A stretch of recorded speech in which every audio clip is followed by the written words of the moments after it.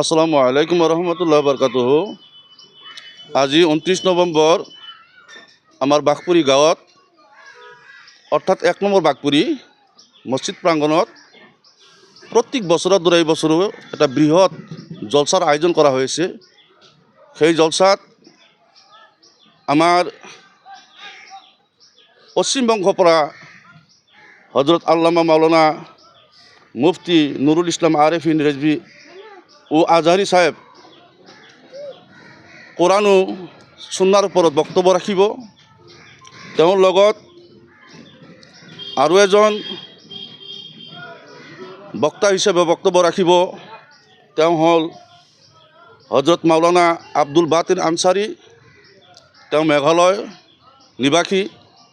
ইনশাআল্লাহ আমি এই জলসা কমিটিৰ তৰফৰ পৰা গোটেই অসমবাসী ৰাইজক অন্তৰৰ অন্তৰস্থলৰ পৰা আমন্ত্ৰণৰ লগতে নিমন্ত্ৰণ জনাইছোঁ।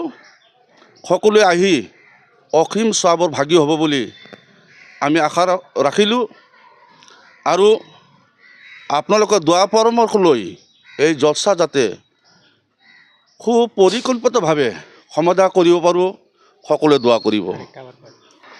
29 নৱেম্বৰ অৰ্থাৎ আজি ৰাতি, আজি শুক্ৰবাৰ জুমা নামাজৰ পিছৰ পৰা আমাৰ জলসাৰ কাৰ্যসূচী ইনশাআল্লাহ আৰম্ভ কৰা হ'ব। প্ৰত্যেক বছৰ ইয়াতে 5,000 পৰা 6,000 মানৰ সমাগম হয়। এই বছৰ অকণমান বেছি হ'ব যেন আমাৰ ভাৱ হৈছে, কাৰণ যিটো আমি গম পাই আছোঁ। আমাৰ এই যে জলসাখন কৰা হয়, ইয়াতে মুছলমান মানুহৰ লগতো অন্যান্য ধৰ্মৰ মানুহ আমাক টকা পইচা দি সাহায্য কৰে আৰু তেওঁলোক সহযোগী কৰে।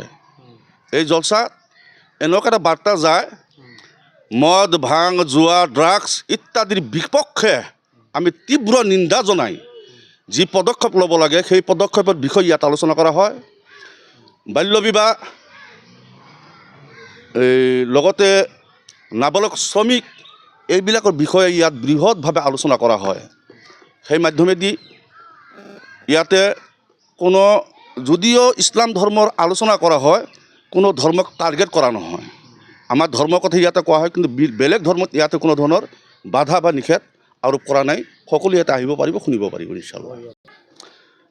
আৰু বহুতে চিনি নাপাব বাঘপুৰী গাঁও কোনখন হয়, কাৰণ বাঘপুৰী কেইবাটাও আছে, 1 নম্বৰ 2 নম্বৰ 3 নম্বৰ আছে।